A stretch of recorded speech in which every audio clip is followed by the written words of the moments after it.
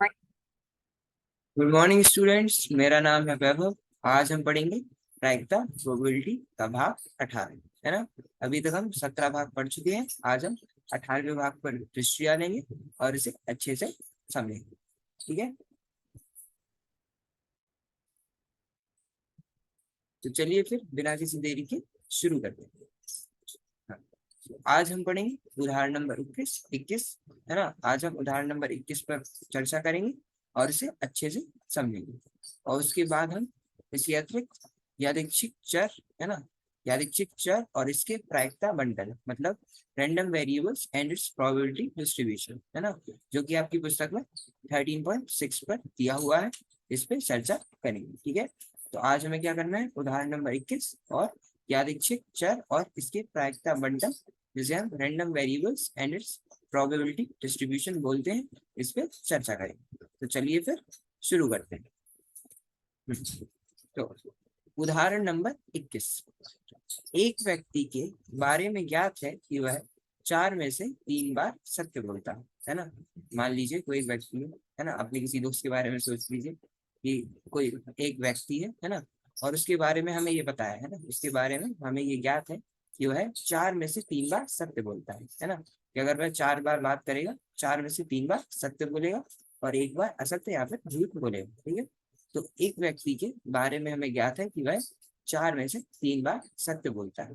वह एक पासे को उछालता है और बतलाता है कि उस पर आने वाली संख्या 6 है ना। एक व्यक्ति है जिसके बारे में हमें ज्ञात है कि वह हर 4 में से, है ना, कि वह 4 में से 3 बार सत्य बोलता है ना। और वह क्या करता है, एक पासे को हवा में उछालता है ना। पासा डाइस है ना, जिसमें संख्या होती है, जिसे लूडो खेलते हैं हम लोग, है ना। तो एक पासे को वह हवा में उछालता है ना। पासे में 6 संख्या होती है, 1 2 3 4 5 और 6, है ना। तो वह एक पासे को हवा में उछालता है और बतलाता है कि उस पे आने वाली संख्या 6 है ना। क्या, एक पासा हवा में उछाला है ना, और जब वो नीचे आया तो उसे देखकर वह बतलाता है कि उस पर आने वाली संख्या 6। इसी की प्रायिकता ज्ञात कीजिए कि पासे पर आने वाली संख्या वास्तव में 6 है ना। क्या है, हमें किसकी प्रायिकता ज्ञात करनी है, हमें प्रायिकता ज्ञात करनी है कि जो संख्या उसने 6 बताई है ना, जिस व्यक्ति ने बतलाया है कि जो संख्या पासे पर आई है वह 6 है।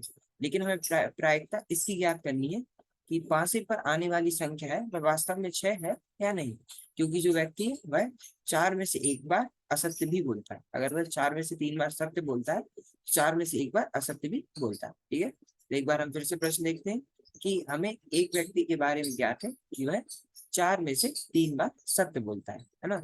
वह एक पासे को उछालता है ना। वह क्या करता है, एक पासे को उछालता है और बतलाता है उस पर आने वाली संख्या 6 है ना।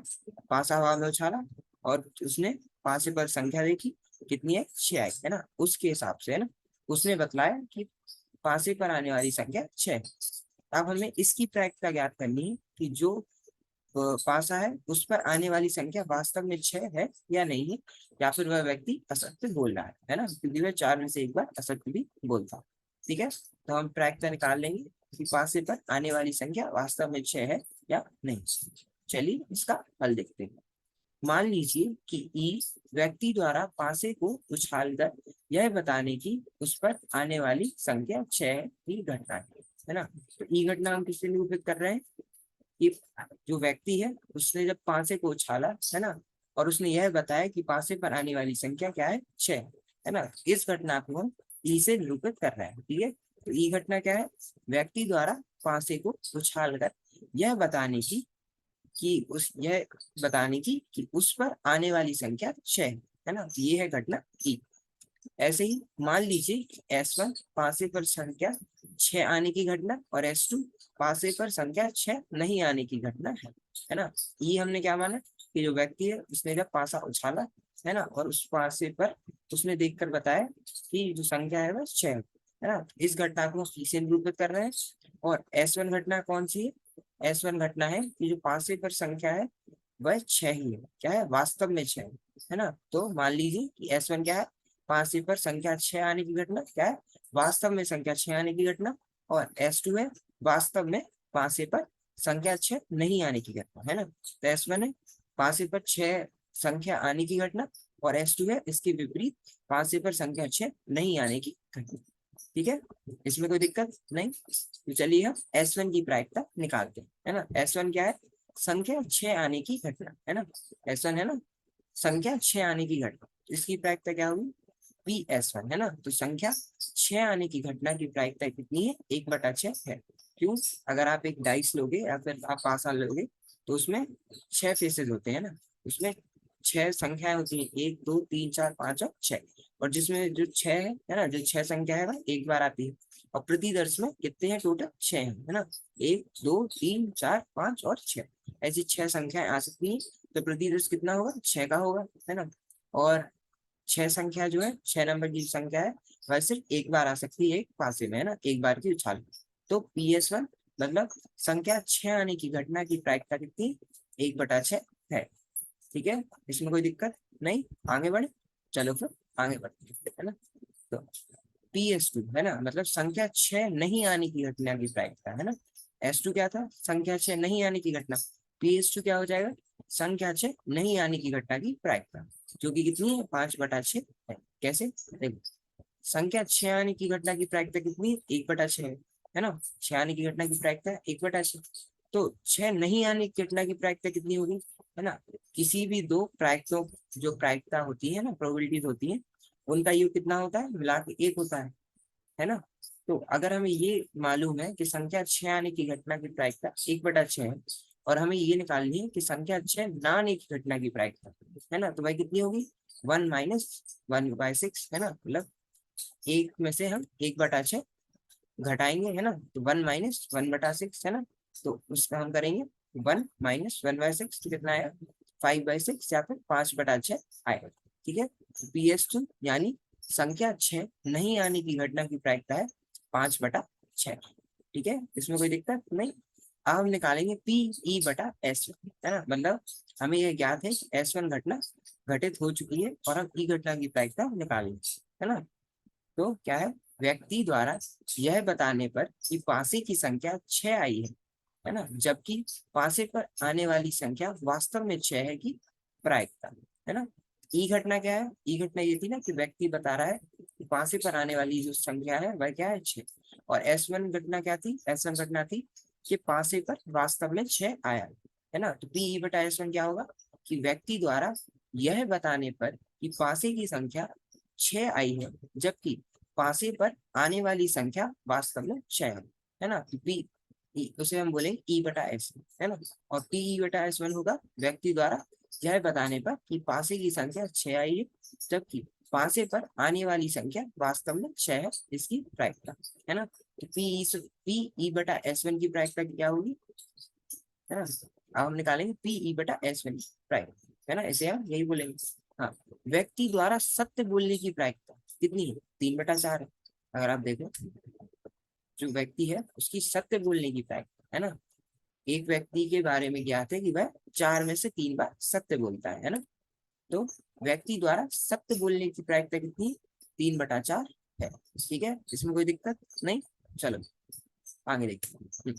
ऐसे जो PE/S2 क्या है, वह व्यक्ति द्वारा यह बताने पर कि पासे पर संख्या 6 आई है, जबकि पासे पर आने वाली संख्या वास्तव में 6 नहीं, इसकी प्रायिकता, है ना। जैसे हम PE/S2 बोलते हैं। S2 घटना क्या थी, कि जो पासा है उसमें वास्तव में 6 संख्या नहीं आई, है ना। और ई घटना क्या थी, कि जो व्यक्ति है वह बता रहा है कि पासे पर आने वाली संख्या कितनी है, 6 है ना। तो इसी को हम बोलते हैं व्यक्ति द्वारा यह बताने पर कि पासे पर संख्या 6 आई है, जबकि पासे पर आने वाली संख्या वास्तव में 6 नहीं है। तो इसकी प्रायिकता किसके बराबर होगी, व्यक्ति द्वारा सत्य नहीं बोलने की प्रायिकता, है ना। अगर व्यक्ति देखो, अगर व्यक्ति 4 में से 3 बार सत्य बोलता है ना, तो वह 4 में से 1 बार असत्य भी बोलता है ना। तो इस इधर PE/S1 इक्वल्स क्या आया था, व्यक्ति द्वारा सत्य बोलने की प्रायिकता, जो कि कितनी थी, 3/4 थी। लेकिन PE/S2 में क्या है, व्यक्ति द्वारा सत्य नहीं बोलने की प्रायिकता। तो व्यक्ति द्वारा सत्य बोलने की प्रायिकता है 3/4, है ना। तो इसे हम 1 से घटा देंगे, है ना। दो प्रायिकता जो होती है, प्रोबेबिलिटीज जो होती है, उनका योग कितना होता है, 1 के बराबर होता है ना। तो व्यक्ति द्वारा सत्य नहीं बोलने की प्रायिकता क्या होगी, है ना, 1 - व्यक्ति द्वारा सत्य बोलने की प्रायिकता, है ना। सत्य बोलने की प्रायिकता कितनी, 3/4, है ना। तो व्यक्ति द्वारा सत्य नहीं बोलने की प्रायिकता होगी 1 - 3/4, है ना। 1 - 3/4, है ना। तो ये कितना आएगा, 1/4 आएगा। तो Pe/S2 किसके बराबर है, व्यक्ति द्वारा सत्य ना बोलने की प्रायिकता, जो कि 1/4 है। ठीक है, इसमें कोई दिक्कत नहीं, समझ आ गया ना। चलो फिर आगे देखते हैं। अब बेस प्रमेय द्वारा, है ना, अब हम क्या लगाएंगे, बेस प्रमेय या फिर बेस थ्योरम लगाएंगे, है ना। हम क्या निकालेंगे, S1/E की प्रायिकता, है ना। कि हमें पता है कि ई घटना घटित हो चुकी है, हमें S1 की प्रायिकता निकालनी है, ना। ई घटना क्या थी, कि व्यक्ति ने बताया कि जो पासा है उस पर संख्या 6 आई है, लेकिन वास्तव है ना, व्यक्ति द्वारा यह बताने की प्रायिकता कि जो पासा है उस पर संख्या 6 आई है, और वास्तव में भी जो पासा है उसमें संख्या 6 ही आएगी। इसे हम बोलेंगे P/S1/E, है ना। व्यक्ति द्वारा यह बताने की प्रायिकता की संख्या 6 प्रकट हुई है, जब वास्तव में संख्या 6 ही है ना।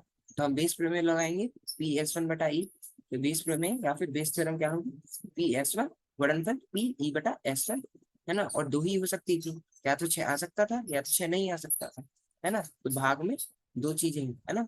तो बेस प्रमेय क्या होगी या फिर बेस थ्योरम क्या होगी, P/S1 मतलब S1 घटना की प्रायिकता, है ना, कि वास्तव में 6 आया है इसकी प्रायिकता, गुणनफल E/S1 की प्रायिकता, है ना, कि वास्तव में 6 आया है, और व्यक्ति ने भी बोला है कि जो पासा है उस पर संख्या 6 आएगी, है ना। तो P/S1 गुणनफल Pe/S1, है ना। फिर हम इस पूरे का भाग देंगे किससे, इसी से, P/S1 गुणनफल Pe/S1, है ना।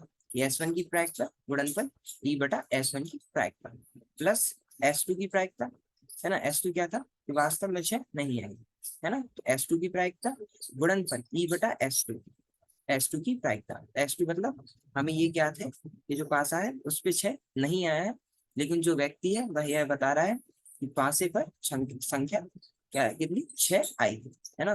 तो हम इन सबके मान रखेंगे। S1 की प्रायिकता का मान है, देखो ये S1 की प्रायिकता का मान 1/6, है ना। तो हम यहाँ 1/6 रखेंगे, गुणनफल E/S1 की प्रायिकता का मान है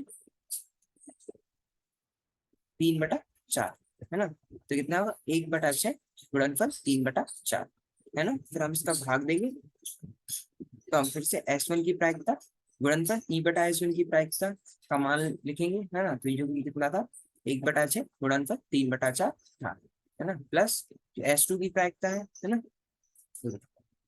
S2 की प्रायिकता 5/6, है ना। और Pe/S2 कितना है, 1/4, है ना। तो 5/6 गुणनफल 1/4, है ना। और इसका हम जब हम हल करेंगे कितना आएगा, 1/8 गुणनफल 24/8, जो कि कितना आएगा, 3/8 आएगा, है ना। अतः अभिष्ट प्रायिकता कितनी, 3/8 है। ठीक है, इसमें कोई दिक्कत है ना। तो व्यक्ति द्वारा यह बताने की, है ना, प्रायिकता हमने क्या निकाला, कि किसी पासे पर आने वाली संख्या वास्तव में 6 है ना। व्यक्ति ने बताया कि जो पासा है उस पर जो संख्या है वह 6 है, लेकिन हम ये प्रायिकता ज्ञात कर रहे हैं पासे पर आने वाली संख्या वास्तव में 6 है या नहीं है ना। जिसका उत्तर आया 3/8। ठीक है, इतना समझ आ गया, है ना। तो चलो फिर हम आगे बढ़ते हैं, और यादृच्छिक चर और इसके प्रायिकता बंटन, है ना, जो कि random variables and it's probability distribution के नाम से भी जाने जाते हैं, इस पे चर्चा करेंगे, है ना। और ये आपकी पुस्तक में 13.6 में दिया हुआ है, तो एक बार जरूर इसे वहां से पढ़ लीजिएगा। ठीक है, चलो फिर हम शुरू करते हैं। ठीक है, यादृच्छिक चर और इसके प्रायिकता बंटन, मतलब random variables and probability distribution. हम यादृच्छिक परीक्षणों और उनके प्रतिदर्श निर्माण के बारे में पहले ही सीख चुके हैं, है ना। हम क्या यादृच्छिक परीक्षण परीक्षण, है ना, तो रैंडम वेरिएबल्स के बारे में हम पढ़ रहे थे, है ना। तो हम यादृच्छिक परीक्षणों और उनके प्रतिदर्श, है ना, और उनके प्रतिदर्श निर्माण के बारे में पहले ही सीख चुके हैं। इन परीक्षणों में से अधिकतर में हम विशेष परिणाम के इच्छुक नहीं थे, है ना। इन परीक्षणों में से जो अधिकतर है ना, इनमें से अधिकतर में हम विशेष परिणाम के इच्छुक नहीं थे, किंतु इन परिणामों से संबंधित किसी संख्या में इच्छुक थे, है ना। पर क्या, इन परिणामों से संबंधित किसी संख्या में हम इच्छुक थे। आइए कुछ परीक्षणों और उनके परिणामों पर विचार करें, है ना। और चलिए फिर कुछ परीक्षण, है ना, कुछ टेस्ट और उनके परिणामों पर हम विचार करें। चलिए देखते हैं। हाँ, आइए कुछ परीक्षणों और उनके परिणामों पर विचार करते हैं, है ना। तो पहला, है ना, पहला पॉइंट क्या है, दो पासों को फेंकने के परीक्षण में हम दोनों पासों पर प्रकट संख्याओं के योग में इच्छुक हो सकते हैं, है ना। जब हम दो पासे फेंकते हैं, है ना, दो पासे मतलब दो डाइस फेंकते हैं जिसमें 1 से 6 तक की संख्या होती है ना। अगर हम दो पासों को फेंकने का परीक्षण करते हैं, है ना, तो उन परीक्षण में हम दोनों पासों पर जो प्रकट संख्या होती है ना, जो हमने दोनों पासे उछाले और उन पे जो संख्याएं है ना, तो उन दोनों पासों पर प्रकट संख्याओं के योग में इच्छुक हो सकते हैं, है ना। जो संख्याएं उनका हम जब योग करेंगे, है ना, तो हम उनमें इच्छुक हो सकते हैं। क्या, दो पासों को फेंकने के परीक्षण में हम दोनों पासों पर प्रकट संख्याओं के योग में इच्छुक हो सकते हैं, है ना। पॉइंट नंबर 2, है ना, दूसरा पॉइंट क्या है, एक सिक्के को 50 बार उछालने में हमारी रुचि चिंतों की संख्या में हो सकती है। क्या, है ना, चितों की संख्या में हो सकती है। क्या, एक सिक्का है जिसे हम 50 बार उछालते हैं, है ना, उस 50 बार उछालने में हमारी रुचि किसमें हो सकती है, चितों की संख्या में हो सकती है ना, कि कितने चितों की संख्या है, 50 बार में कितने चित आए। ठीक है। ऐसे ही पॉइंट नंबर 30, 20 वस्तुओं के एक ढेर से जिसमें 6 खराब है ना, 20 वस्तुओं के एक ढेर से जिसमें क्या है, 6 खराब है, 4 वस्तुओं को एक के बाद एक निकालने के परीक्षण में हमारी रुचि 4 वस्तुओं के प्रतिदर्श में खराब वस्तुओं की संख्या में हो सकती है। क्या, अगर 20 वस्तुओं का ढेर है उसमें से क्या है, 6 खराब है, और जो 4 वस्तु है जो कि एक के बाद एक निकालने के परीक्षण में, है ना, जो 4 वस्तु है जिन्हें हम एक के बाद एक निकाल रहे हैं, है ना, उस परीक्षण में हमारी रुचि 4 वस्तुओं के प्रतिदर्श में खराब वस्तुओं की संख्या में हो सकती है ना। ये जो हमने 4 वस्तुएं एक के बाद एक निकाली, है ना, उनके परीक्षण में हमारी रुचि किसमें, जो हमने 4 वस्तुएं एक के बाद एक निकाली, तो उसमें उस प्रतिदर्श में 4 की कितनी खराब वस्तुओं की संख्या है। ठीक है, जिसमें हमारी रुचि हो सकती है, ना कि खराब और ठीक वस्तुओं के किसी विशेष अनुक्रम में, है ना।